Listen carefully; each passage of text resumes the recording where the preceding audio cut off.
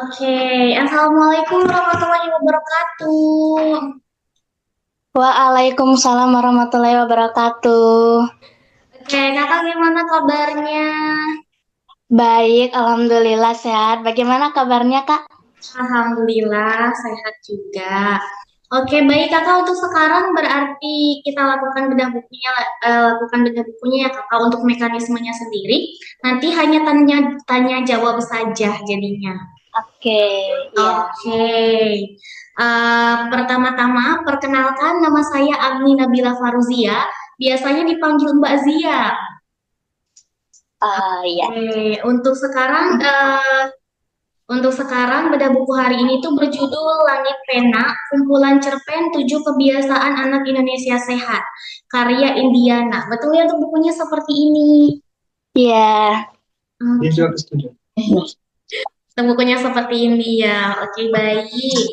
Tak kenal maka tak sayang supaya para penonton YouTube penerbit Ada bisa mengenal kakaknya. Saya persilahkan untuk perkenalkan diri terlebih dahulu dan juga aktivitas hari ini, aktivitas sekarang lagi ngapain sih gitu. Boleh saya Oke, oke. Perkenalkan nama saya Indiana, biasa dipanggil Diana. Saya siswi SD kelas 5 di SDN Mangkubumen Kidul 16 Surakarta. Aktivitas saya hari ini ya biasa-biasa aja. Saya sebagai founder komunitas Al-Alaq. Jadi komunitas Al-Alaq ini merupakan komunitas literasi yang di dalamnya terdapat program Klub Sabtu. Nah, program Klub Sabtu ini anggotanya hanya anak-anak SD. Jadi di sana mereka diajari tentang teknik membaca, teknik menulis, dan public speaking. Saya juga sebagai siswa SD fokus untuk mengerjakan tugas-tugas sekolah serta membaca berbagai buku, terutama buku tentang sejarah Indonesia dan buku tentang Soekarno. Serta saya juga banyak menulis cerita-cerita pendek untuk anak. Itu. baik, ih menarik banget ya. Eh, Masih SD tapi udah mengeluarkan buku yang begitu bagus gitu ya, sangat kreatif, jauh sekali. Baik, untuk selanjutnya Pak, saya ke pertanyaan yang pertama. Apa sih Oke. latar belakang, apa yang melatar belakangi kakak untuk penulisan buku ini? Maksudnya nggak terlalu kedengaran. Oke, Tujuannya ya? iya, latar belakang. Apa sih latar belakang itu semacam Tujuan ya? kenapa kakak menulis buku ini? Oh ya, oke. Saya saat ini kan ada yang namanya program 7 kebiasaan anak Indonesia hebat. Jadi program ini itu diselenggarakan oleh Kementerian Pendidikan. Nah, yang di dalamnya ada bangun pagi, beribadah, berolahraga, makan bergizi, gemar belajar, bermasyarakat, dan tidur cepat. Nah, program 7 kebiasaan ini berguna supaya siswa menerapkan 7 kebiasaan sehingga di masa mendatang, di masa depan, mereka bisa menjadi generasi yang hebat dan cerdas. Tapi ketika program 7 kebiasaan ini diterapkan oleh siswa di sekolah, mereka mendapat kesulitan untuk menerapkan 7 kebiasaan. Karena sebelum ada program 7 kebiasaan ini, mereka sudah mempunyai kebiasaan-kebiasaan yang sudah terbangun di masa kecil mereka. Misalnya mereka suka tidur telat, bangun telat, tidak suka belajar, tidak suka membaca. Ya, ketika ada program 7 kebiasaan, mereka harus mengubah kebiasaan itu. Dan kebiasaan itu tidak bisa diubah dalam rentang waktu yang cepat, tapi butuh proses yang lama. Seperti menurut James Clear dalam bukunya Atomic Habits. Nah, jadi untuk mengubah kebiasaan itu butuh proses yang lama dan solusinya itu ada berbagai macam solusi untuk mengubah kebiasaan. Nah, saya menulis buku ini dengan tujuan supaya anak-anak, siswa-siswi termotivasi untuk menerapkan program 7 kebiasaan seperti itu. Oke, baik. Untuk di dalam isi buku ini sendiri, boleh dijabarkan sedikit isi bukunya itu tentang apa atau enggak bab-babnya itu ada apa aja? Oke, buku ini itu secara keseluruhan menceritakan tentang cerpen-cerpen yang bertema tentang 7 kebiasaan. Ada cerpen tentang bangun pagi dan tidur cepat, ada juga cerpen tentang beribadah, berolahraga, bermasyarakat, kemudian ada gemar belajar, makan bergizi, serta terdapat cerita-cerita pendek tentang semangat belajar dan juga mengatur waktu. Nah, di cerita pendek ini sudah ada tips-tipsnya untuk menerapkan 7 kebiasaan. Seperti itu. Baik, untuk selanjutnya ada tantangan nggak dalam kakaknya dalam penulisan buku ini? Kalau tantangan sepertinya tidak ada sih, karena cerpen yang saya tulis ini itu sebagian besar saya ambil dari pengalaman saya dalam menerapkan 7 kebiasaan. Jadi pengalaman itu saya buat dalam bentuk cerita pendek, kemudian saya tambahkan tips-tips untuk menerapkan 7 kebiasaan, serta saya menambahkan biografi para tokoh. Lalu kalau masalah teknis sih memang saya punya tantangan, yakni saya harus mencari uang untuk menerbitkan bukunya. Sehingga buku ini seharusnya terbit di bulan Agustus, malah terbit di bulan September karena saya harus cari uang untuk menerbitkan bukunya. Masya Allah banget ya. Terus untuk selanjutnya, buku ini sendiri cocok untuk siapa aja sih? Kalau buku ini cocok untuk siswa-siswi SD, SMP, dan SMA yang mereka ada kendala untuk menerapkan 7 kebiasaan. Oke, baik. Untuk selanjutnya, Kakak, kenapa orang-orang harus membeli buku ini? Terutama mungkin yang punya pengalaman kayak kakaknya sendiri ya, perihal masalah 7 kebiasaan tadi. Kenapa para pembaca harus membeli buku ini? Karena kalau kan sekarang seperti yang saya katakan tadi, banyak siswa-siswi yang mereka kesulitan untuk menerapkan 7 kebiasaan karena prosesnya itu lama dan mereka sudah biasa dengan kebiasaan-kebiasaan lain.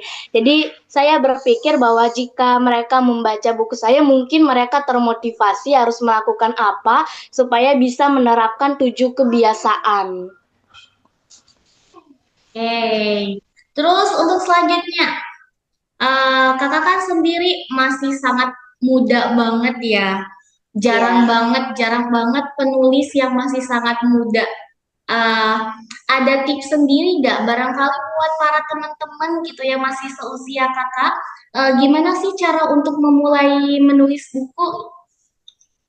Nah, caranya untuk memulai menulis buku itu yang pertama, kalau menurut saya berhenti bermain HP. Karena kalau kita bermain HP, itu rasa ingin tahu kita rendah. Sebelum menulis kan kita harus membaca buku dulu. Dan biasanya orang kalau membaca buku pasti bosan, ngantuk, karena rasa ingin tahu dia rendah.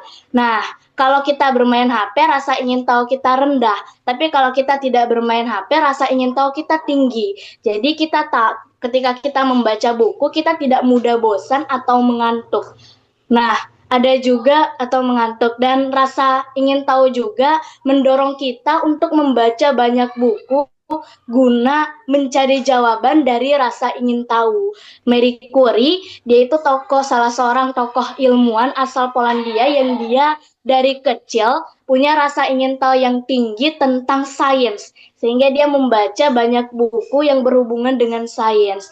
Lalu Jane Goodall, tokoh pecinta lingkungan asal Inggris, dia itu dari kecil penasaran tentang hewan, tentang Afrika, dan juga tentang sastra. Jadi dia banyak membaca buku-buku yang berhubungan dengan hal-hal seperti itu. Ada juga Soekarno, Presiden pertama Indonesia. Dia itu penasaran tentang Perancis, revolusi Perancis, dan juga penasaran tentang Amerika. Jadi dia banyak membaca buku-buku tentang Perancis dan juga Amerika. Jadi rasa ingin tahu itu membuat kita untuk terus membaca, mencari jawaban dari rasa ingin tahu. Nah, tips yang kedua, kita harus banyak membaca buku-buku tokoh. Karena hanya dengan kita membaca buku-buku tokoh, kita punya semangat untuk terus belajar. Ketika kita membaca Helen Keller, perempuan yang buta, tuli, dan bisu, tapi berusaha untuk mengatasi keterbatasannya dengan belajar membaca dan menulis menggunakan huruf Braille. Dan sehingga dia menjadi penulis buku yang hebat. Ketika kita membaca Helen Keller, kita akan kagum dengan semangat belajarnya. Walaupun dia buta, tuli, dan bisu, tapi bisa jadi penulis yang hebat. Kemudian ada juga Marie Curie yang dia waktu kecil itu ibunya meninggal, kakaknya meninggal karena sakit, ekonomi keluarganya rendah, tapi dia terus belajar membaca dan menulis setiap hari hingga dia jadi ilmuwan yang hebat. Ketika kita membaca Marie Curie, kita kagum dengan semangatnya. Wow, kok bisa dia jadi ilmuwan dan dia punya semangat belajar seperti itu. Sehingga dengan kita membaca buku-buku tokoh, kita punya idola dan kita ingin mencontoh semangat belajar mereka. Tips selanjutnya, kita harus mempunyai cita-cita yang tinggi, impian yang tinggi. Kita tidak boleh mempunyai impian yang rendah. Karena dengan kita mempunyai impian yang tinggi, kita tahu apa yang harus kita lakukan untuk menggapai impian kita itu. Nah, setelah kita rajin banyak membaca buku, baru kita bisa perlahan-lahan untuk menulis. Karena supaya bisa jadi penulis yang hebat, maka kita harus banyak membaca buku. Oke, baik. Kalau untuk buku ini sendiri, buku keberapa atau buku pertama atau gimana? Kalau buku ini, saya sebelumnya sudah banyak menulis buku. Ini kalau buku pertama saya itu kalau ini buku keempat ya, buku keempat. Buku Wah, keempat yang saya tulis. oke. Untuk penulisan buku ini sendiri, berapa lama kira-kira? Tadi saya menulis buku ini itu sekitar setahun. Lumayan lama juga ya.